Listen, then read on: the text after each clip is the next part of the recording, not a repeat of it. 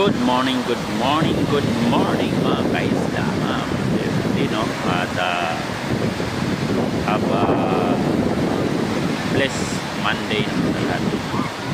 So ngayon, high tide ang ating karagatan. Maraming nalibigo ng mga guests na makikita natin. So yan, ganda ng panahon mga kaisla. Paddle, right. So napaganda po ng ating panahon ngayon sa high tide, no? High tide pa, tataas pa yung tubig, abot pa yan sa simula pa lang. So medyo malakas yung hangin ngayon kasi may may pressure yata or